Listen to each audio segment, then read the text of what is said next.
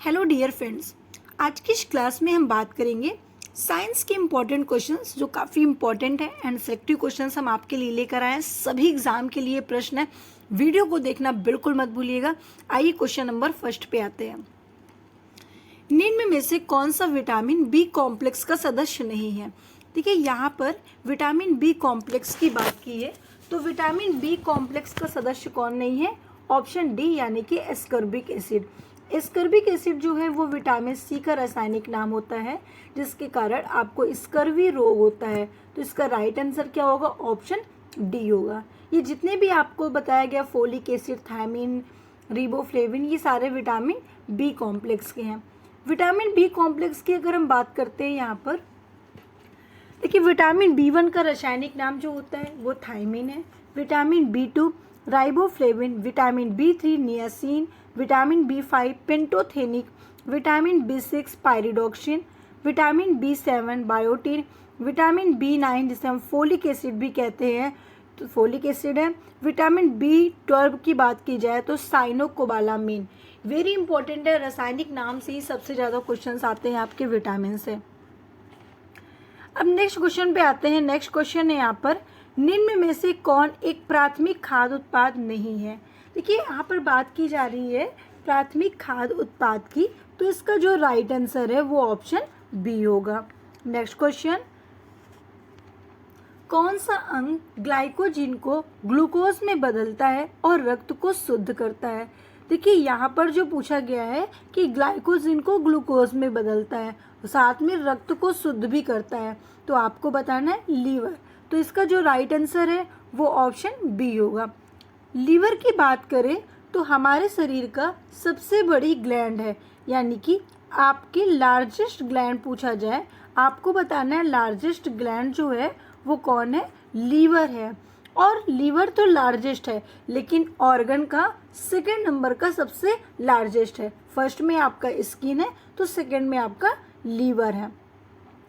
अगर लीवर के अध्ययन की बात करें तो लीवर के अध्ययन को हेपेटोलॉजी कहते हैं और किडनी के अध्ययन को नेफ्रोलॉजी कहते हैं, फेफड़े के अध्ययन को पल्मोनोलॉजी कहते हैं, प्लीहा के अध्ययन को सेप्लोनोलॉजी के नाम से जाना जाता है, यानी कि सेप्लोनोलॉजी कहते हैं।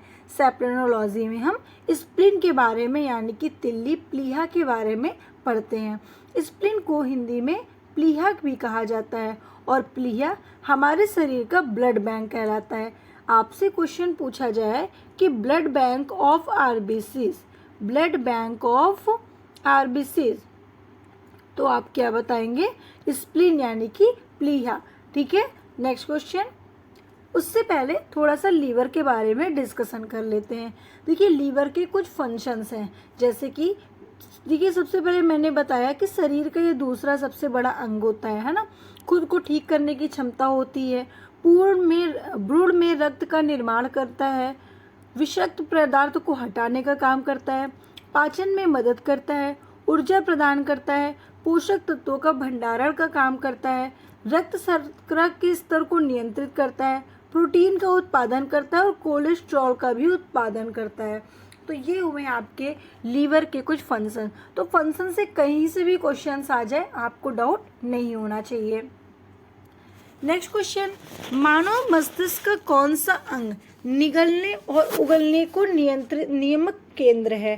देखिए निगलने और उगलने की बात की जाए तो आपको बताना है इसका राइट आंसर क्या? ऑप्शन ए यानी कि मेडुला ऑब्लंगेटा। ठीक है, मेडुला ऑब्लंगेटा राइट आंसर है। ये ब्रेन का पार्ट होता है मेडुला ऑब्लंगेटा। ठीक है, जो किससे जुड़ा होता है? तो मस्तिष्क तने के निचले भाग इसे कहा जाता है और वहीं निचले भाग में जुड़ा होता है, जो हृदय गति, श्वसन, रक्तचाप, नींद जगाने के चक्रों को कंट्रोल करने का काम मेडुला ऑब्लंगेटा का होता है। ठीक है, चलिए अब हम थोड़ा सा यहाँ पर और भी बात करेंगे। पॉन्स ब्रेन का पार्ट होता है। ठीक है, ब्रेन 3 पार्ट्स के होते हैं, उन्हीं के जो सब पार्ट्स होते हैं उसी का एक पार्ट पॉन्स है। तो पॉन्स मस्तिष्क सिस्टम का एक हिस्सा होता है जो मस्तिष्क को रीढ़ की हड्डी से जोड़ने का काम करता है। बात करते हैं प्रामस्तिष्क यानी कि सेरेब्रम की। तो मस्तिष्क का सबसे बड़ा भाग है जो बुद्धि, स्मरण शक्ति और उच्च संज्ञात्मक कार्यों के लिए जिम्मेदार होता है। साथ ही साथ ये भाषा ज्ञानेंद्रियों द्वारा प्राप्त सूचनाओं को भी संशोधित करता है। ठीक है, आगे बढ़े हम लोग। Next question number 5। आपने भी हमारे चैनल को सब्सक्राइब नहीं किया तो सबसे पहले चैनल को सब्सक्राइब, वीडियो को लाइक एंड शेयर करना बिल्कुल मत भूलिएगा। वेरी इंपॉर्टेंट है ये क्लास। आप किसी भी एग्जाम की तैयारी कर रहे हो, किसी भी स्टेट या सेंट्रल एग्जाम की तैयारी कर रहे हैं, सभी एग्जाम के लिए प्रश्न महत्वपूर्ण है। ऑक्सीजन की उपस्थिति में सुक्रोज का कार्बन डाइऑक्साइड एवं जल में ऊर्जा निर्मित होने के साथ पूर्ण स्थानांतरण होने को क्या कहते हैं? आपको बताना है, वायु श्वसन कहते हैं। ठीक है, वायु श्वसन क्या होता है? ऑक्सीजन की उपस्थिति में सुक्रोज का कार्बन डाइऑक्साइड और जल में ऊर्जा निर्मुक्त हो जाता है, साथ ही पूर्ण रूपांतरण हो जाता है। तो ऐसी प्रक्रिया को हम क्या कहते हैं? वायु श्वसन कहते हैं। नेक्स्ट है, कौन सा तत्व सबसे अधिक ऋणात्मक है? देखिए, तत्व की बात कर रहा है यहाँ पर, एलिमेंट्स की, तो आपको बताना है फ्लोरीन जो सबसे अधिक ऋणात्मक तत्व होता है। अब यहाँ पर कुछ एलिमेंट्स के नेम बात करते हैं। यहाँ पर देखिए, जो सबसे ज्यादा क्वेश्चन यहाँ पे पूछा जाता है वो एटॉमिक नंबर से पूछा जाता है, या फिर सिंबल से पूछा जाता है। ठीक है, या फिर ग्रुप से पूछा जाता है कि किस ब्लॉक का है ना। 3 टाइप्स के क्वेश्चन यहाँ पे आपके बनते हैं। तो यहाँ पर मैं सिंबल और एटॉमिक नंबर के साथ आपकी जो यहाँ पर स्ट्रक्चर मैं आपको दिखा रही हूँ, इमेज दिखा रही हूँ, वेरी इंपॉर्टेंट है। एक बार इस इमेज को जरूर देखिएगा। और जितने भी इम्पोर्टेंट एलिमेंट्स हैं ये सारे इसमें दिए हुए हैं, इसीलिए मैं इसको लेकर यहाँ पे लगा दी हूँ, जिससे कि स्टूडेंट इसको एक बार जरूर देख लें। जैसे कि यहाँ पे फ्लोरीन की बात की गई, तो फ्लोरीन का क्या होता है भाई? फ्लोरीन का F होता है और एटॉमिक नंबर इसका 9 होता है। ठीक है, उसी तरीके से आपको और भी देख लेना है और सारे एटॉमिक नंबर याद रखने हैं जितने इसमें यहाँ पर दिए हुए हैं। नेक्स्ट क्वेश्चन पे आते हैं। निम्न में कौन सा हाइड्रोजन का समस्थानिक नहीं है? देखिए, हाइड्रोजन के बारे में बात करें कि कौन सा समस्थानिक नहीं है, तो yttrium, right answer option b. Next question है, पानी का उच्च क्वथनांक निम्न में से किसके कारण होता है? तो पानी का जो उच्च क्वथनांक है वो किसके कारण होता है? तो परावैद्युतांक स्थिरांक के अधिक मूल्य के कारण होता है। इसलिए राइट आंसर आपको बताना ऑप्शन ए। नेक्स्ट क्वेश्चन, परमाणु भार के आधार पर पृथ्वी पर पाया जाने वाला सबसे भारी तत्व निम्न में से कौन सा है? सबसे भारी तत्व कौन सा है? आपको बताना है कि यूरेनियम जो सबसे भारी तत्वों में से एक है। ठीक है, लोहा, इसको आयरन कहते हैं इंग्लिश में, Fe से डिनोट करते हैं। और इसकी कमी से क्या हो जाता है भाई? एनीमिया रोग हो जाता है। क्या हो जाता है? एनीमिया रोग हो जाता है। नेक्स्ट क्वेश्चन पे आते हैं। द्रव्यमान, लंबाई और समय के अंतरराष्ट्रीय प्रणाली एसआई मात्रक क्या है? देखिए, एक एक चीज को आपको ध्यान देना है। द्रव्यमान का जो होता है वो किलोग्राम, लंबाई का होता है मीटर, समय का होता है सेकंड। तो पहला ही ऑप्शन आपका बिल्कुल करेक्ट है। नेक्स्ट क्वेश्चन, विटामिन B1 की कमी से होने वाले रोग का क्या नाम है? देखिए, विटामिन B1 की कमी से हमें क्या हो जाता है भाई? बेरी बेरी हो जाता है। तो इसका राइट आंसर भी क्या हो जाएगा? ऑप्शन बी हो जाएगा। विटामिन B1 का रासायनिक नाम क्या है? तो आपको बताना है कि थायमीन। क्या बताएंगे आप लोग? थायमीन है विटामिन B1 के रासायनिक का नाम। यहाँ पर थर्ड दिया है पेलाग्रा रोग नियासिन यानी कि विटामिन B3 की कमी से होता है। ठीक है, और जिंजीवाइटिस ये क्या है?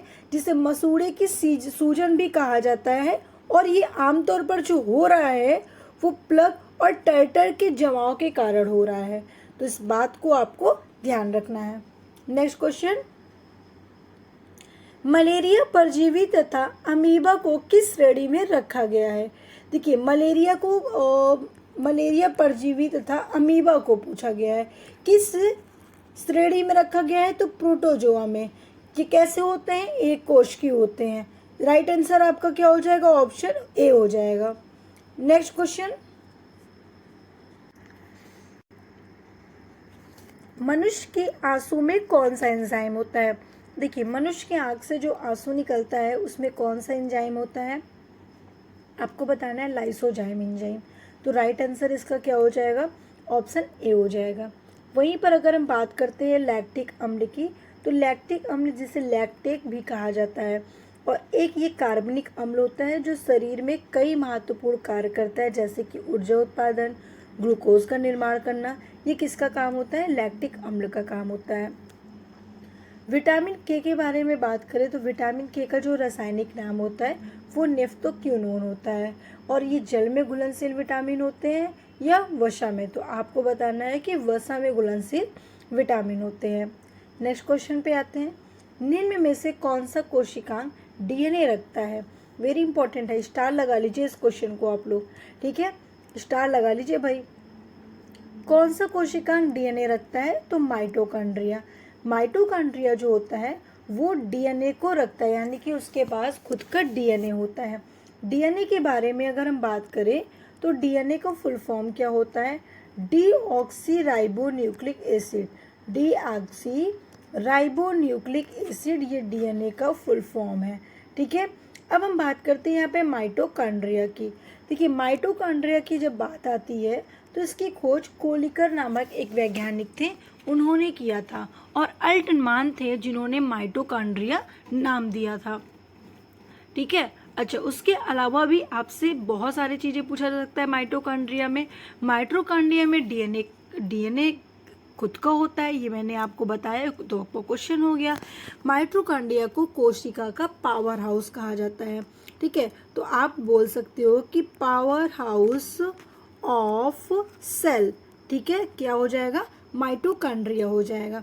इसको बायोप्लास्ट के नाम से भी जाना जाता है, ठीक है, बायोप्लास्ट के नाम से भी जाना जाता है। सी बिंडा ने इसका नामकरण किया था, अल्टमान ने इसे बायोप्लास्ट नाम दिया था। मैंने थोड़ा गलत बता दिया शायद। सी बिंडा ने नामकरण किया, माइटोकॉन्ड्रिया है ये, और बायोप्लास्ट अल्टमान ने बताया था, ठीक है। वहीं पर आता है एक वर्ड और आता है जिसे हम लोग बोलते हैं लाइसोसोम, जिसे सुसाइडल बैग के नाम से जाना जाता है। सुसाइडल बैग के नाम से हम लाइसोसोम को जानते हैं। हिंदी में आत्महत्या थैली क्या बोलते हैं भाई, आत्महत्या थैली कहते हैं। और लाइसोसोम की जो खोज की गई थी वो डी डुवे ने की थी, ओके। नेक्स्ट पे आते हैं यहाँ पर गोल्जी बॉडी। गोल्जी बॉडी की जब बात यहाँ पे आती है तो इसकी खोज किसने की थी, आपको बताना है, कैमिलो गोल्जी ने। कैमिलो गोल्जी ने गोल्जी बॉडी की खोज की थी और इसे कोशिका का ट्रैफिक पुलिस ऑफ सेल कहा जाता है। क्या बोलते हैं, ट्रैफिक पुलिस ऑफ सेल के नाम से इसे जाना जाता है। नेक्स्ट क्वेश्चन पे आते हैं, किस रक्त वर्ग में एंटीबॉडी नहीं पाया जाता। देखिए किस रक्त वर्ग में नहीं पाया जाता, तो ए बी में, ए बी में कोई भी एंटीबॉडी नहीं पाया जाता है। नेक्स्ट क्वेश्चन, स्तंभ मूल यानी कि स्टिल रूट किस में पाया जाता है। तो स्टिल रूट की जब यहाँ पे बात हम करते हैं तो स्टिल रूट आपको किस में पाया जाता है, तो आपको बताना है क्या, गन्ने में। इसलिए इसका जो राइट आंसर है वो क्या हो जाएगा, ऑप्शन सी हो जाएगा। नेक्स्ट क्वेश्चन, पौधे नाइट्रोजन को किस रूप में लेते हैं। तो पौधे जो नाइट्रोजन को लेते हैं वो नाइट्रस के रूप में लेते हैं, इसलिए इसका right answer option A. Next question, रक्त जमने में कौन सा तत्व सहायक होता है। देखिए रक्त को जमने में जो तत्व सहायक होते हैं उसे विटामिन के कहते हैं, ठीक है। आपको ध्यान देना है कि अच्छा सॉरी यहाँ पे पूछा रक्त जमने में, रक्त का थक्का नहीं, ठीक है, रक्त जमने में, तो ऑप्शन ए कैल्शियम। लेकिन अगर पूछा जाए वहीं पर कि रक्त का थक्का जमने में कौन सा विटामिन होता है, तब आपका हो जाएगा विटामिन के। मैंने ध्यान नहीं दिया। तो रक्त जमने में कौन सा तत्व सहायक होता है, आपको बताना है क्या, आपको बताना है ऑप्शन ए कैल्शियम। यहाँ पे थोड़ा सा, चलो ठीक है, ओके, इसका राइट आंसर आपका ये है। नेक्स्ट क्वेश्चन, हाइड्रोजन स्पेक्ट्रम की व्याख्या सर्वप्रथम किसने की थी। तो हाइड्रोजन स्पेक्ट्रम की व्याख्या जो की थी वो नील्स बोर ने की थी। तो राइट आंसर ऑप्शन बी लगा दीजिए। नेक्स्ट क्वेश्चन पे आते हैं, बैटरी में किस प्रकार के एसिड का प्रयोग किया जाता है। देखिए जो बैटरी में एसिड का प्रयोग किया जाता है वो किस प्रकार के एसिड का प्रयोग किया जाता है, तो सल्फ्यूरिक एसिड का, ठीक है। सल्फ्यूरिक एसिड का इसका सूत्र होता है H2O, क्या होता है भाई जल्दी बताइए। हाँ इसको थोड़ा हटा दीजिए। क्या होता है आपको बताना है कि H2SO4 सल्फ्यूरिक एसिड का सूत्र होता है। हाइड्रोक्लोरिक का पूछा जाए तो HCl होता है, ठीक है। नेक्स्ट क्वेश्चन, बीज खोल यानी कि सीड कोट में उपस्थित सभी संरचनाएं क्या कहलाती हैं? आपको बताना है गिरी, ठीक है, गिरी कहलाती है, कर्नेल कहलाती है। तो राइट आंसर क्या हो जाएगा? Option c. नेक्स्ट क्वेश्चन पे आते हैं, धान यानी कि पैडी के खेत के लिए सबसे उपयुक्त उर्वरक क्या है? तो सबसे उपयुक्त जो उर्वरक होता है वो सहजीवी, असहजीवी या शाइनो बैक्टीरिया। तो इसका right answer option b. Next, ammonia chloride का जलीय विलयन क्या होता है? देखिए अमोनियम क्लोराइड का जो जलीय विलयन होता है वो क्षारीय होता है, ठीक है, बेस होता है। तो इसलिए इसका राइट आंसर आप लोग क्या बताएंगे? आपका ऑप्शन बी। नेक्स्ट क्वेश्चन, कितने स्टूडेंट हमारे ऐसे हैं जो इन्होंने अभी तक वीडियो को लाइक नहीं किया और चैनल को सब्सक्राइब नहीं किया? भाई जल्दी से चैनल को सब्सक्राइब कर दो, क्योंकि आपका ये 5th-6 नंबर की क्लासेस हैं। वेरी इंपॉर्टेंट क्लास है, मैं बार बार स्टूडेंट से कह रही हूँ, वेरी इंपॉर्टेंट क्लास है, बिल्कुल भी मिस मत करिएगा। किसी भी स्टेट, किसी भी सेंट्रल एग्जाम की तैयारी कर रहे हो। नेक्स्ट है, मानव शरीर में कौन सी ग्रंथि उत्तेजना से संबंधित है?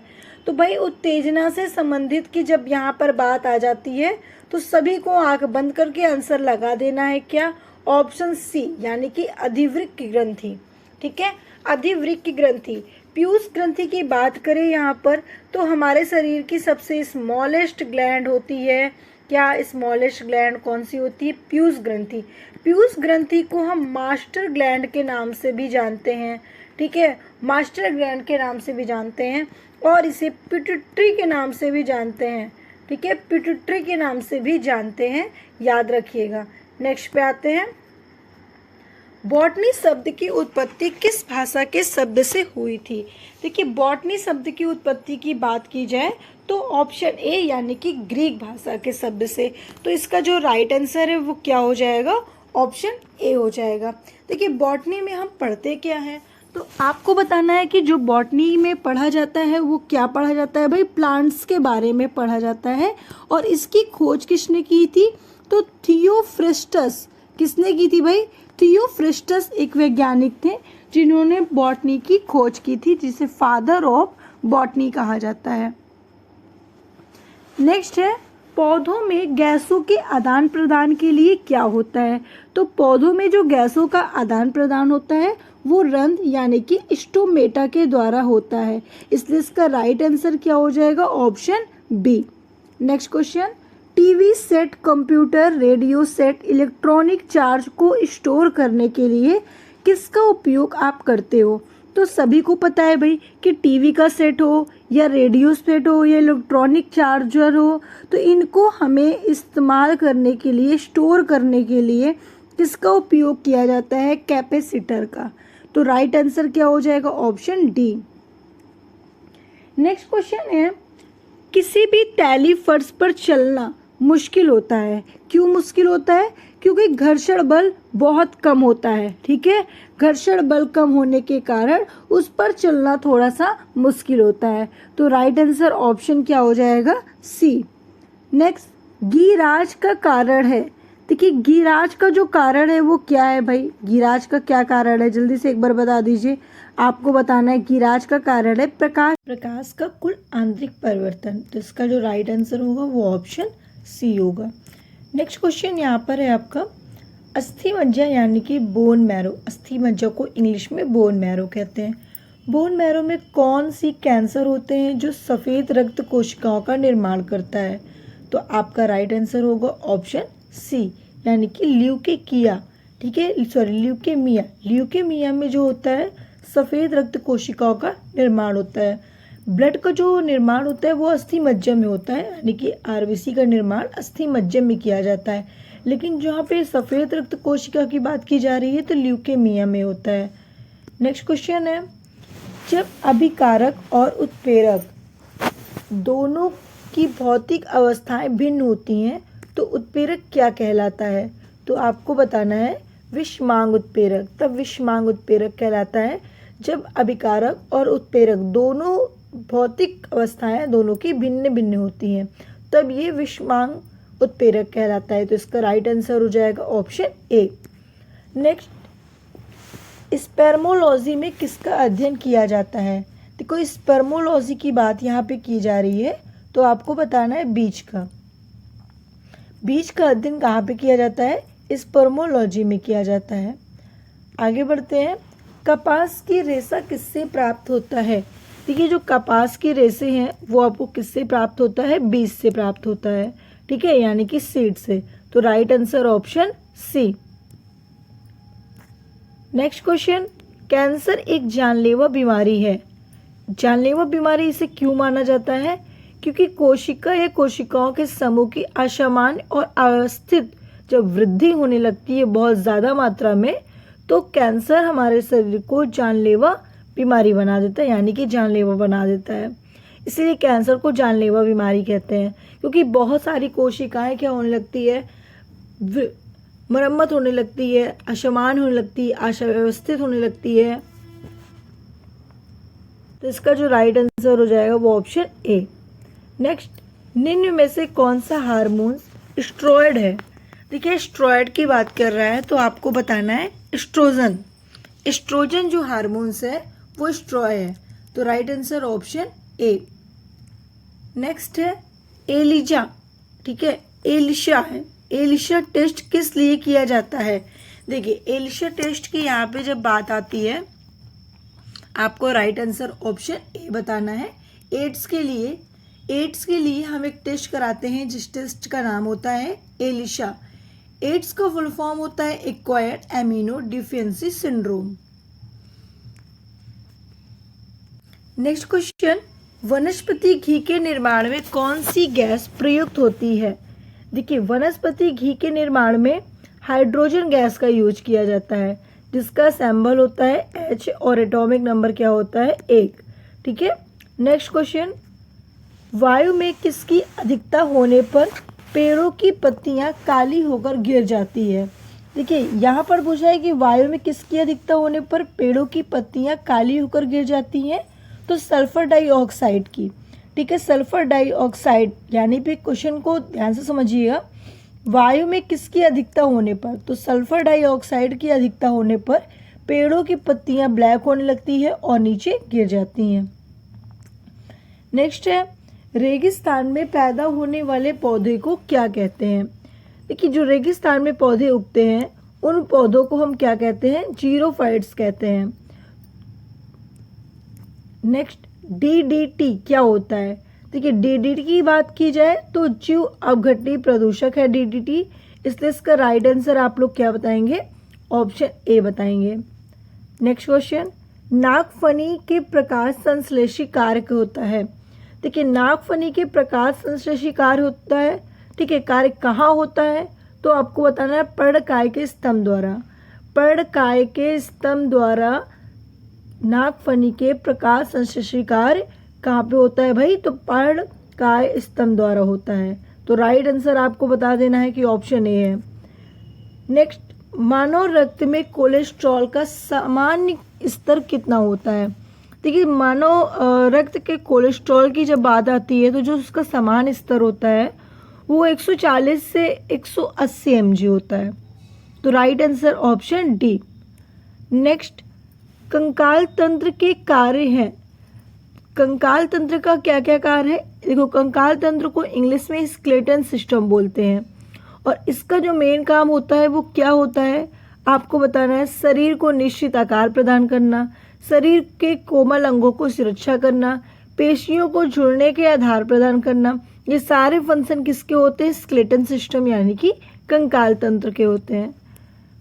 नेक्स्ट है, पौधों में वाष्पोत्सर्जन की दर को मापने को क्या प्रयुक्त होता है? यानी कि पौधों में वाष्पोत्सर्जन की दर को हम किससे मापते हैं? तो पोटोमीटर से मापते हैं। नेक्स्ट, निम्न में से सर्वाधिक क्रियाशील धातु है? कौन सी सर्वाधिक क्रियाशील धातु है? लिथियम। इसका सिंबल क्या होता है? Li। एटॉमिक नंबर क्या हो जाएगा 3। नेक्स्ट, निम्न में से कौन भारतीय परिस्थितिकी विज्ञान के जनक कहते हैं? देखिए, भारतीय परिस्थितिकी विज्ञान के जनक की बात की जाए तो आपको बताना है रामदेव मिश्रा। रामदेव मिश्रा जो भारतीय परिस्थितिकी विज्ञान के जनक हैं। नेक्स्ट क्वेश्चन, भोजन में विटामिन की कमी होने से होने वाला रोग, भोजन में विटामिन की कमी से होने वाला रोग, लेकिन कौन सी विटामिन की पूछा है, ये नहीं पूछा, ये आपसे नहीं पूछा, पूछा है कि भोजन में विटामिन की कमी से होने वाला रोग कौन सा है। तो आप क्या बताएंगे, बेरी, लेकिन बेरी कौन से विटामिन से होता है भाई? तो विटामिन आपको बताना है क्या, बी। ठीक है, विटामिन बी, विटामिन बी की कमी से बेरी होता है। नेक्स्ट है, ग्रेफाइट को इलेक्ट्रॉनिक आर्क द्वारा अक्रिय गैस की उपस्थिति में गर्म करने पर क्या प्राप्त होता है? तो ग्रेफाइट को जब इलेक्ट्रॉनिक आर्क में आप गर्म करते हैं तो फ्लोरीन प्राप्त होता है। तो राइट आंसर आपका option c. Next and last question है आपका, ग्रीन हाउस किस गैस की वायुमंडल में सांद्रता बढ़ने से उत्पन्न होती है? आप सभी को पता है, इसका राइट आंसर आपको पहले ही दिख गया है, कार्बन डाइऑक्साइड। एक क्वेश्चन आपके लिए है, सभी को आंसर देना है। पौधों में वाष्पोत्सर्जन की दर को मापने में क्या प्रयुक्त होता है? आमीटर, पोटोमीटर, अल्टीमीटर, किस्कोग्राफ। यहाँ पे आपको 4 क्वेश्चंस मिलेंगे। एक तो इसका आंसर बताना है और 3 जो होंगे उसका भी आपको क्वेश्चन बताना है। देखते हैं कितने स्टूडेंट हमारे यहाँ इसका कमेंट करते हैं। इस वीडियो को बहुत सारे स्टूडेंट देख रहे होंगे और सभी लोग लाइक शेयर भी कर रहे होंगे, चैनल को सब्सक्राइब भी कर रहे होंगे, लेकिन कितने स्टूडेंट आंसर बता रहे हैं ये हमारे लिए सबसे इम्पोर्टेंट है। तो जितने भी स्टूडेंट आंसर बताएंगे वो चारों का आंसर बताएंगे, यानी कि 1 का आंसर 3 का क्वेश्चन। जल्दी से कमेंट करके बताइए इसका राइट आंसर क्या होगा। नेक्स्ट क्लास हम नेक्स्ट वीडियो के साथ लेकर आएंगे। हम इस क्लास में ज़्यादा डिस्कशन नहीं किए हैं, लेकिन आपको क्वेश्चंस का आंसर सॉल्व कराए हैं जो इम्पोर्टेंट क्वेश्चंस थे। नेक्स्ट में हम आपको जो 50 क्वेश्चंस लेकर आएंगे उसमें आपको फिर से हम एक नए क्वेश्चंस के साथ डिस्कशन करेंगे। इसलिए चैनल को सब्सक्राइब करके रखिए। जितने भी एग्जाम की तैयारी कर रहे हो, किसी भी स्टेट या सेंट्रल, सभी एग्जाम के लिए वीडियो आपके लिए बहुत ही ज़्यादा महत्वपूर्ण है।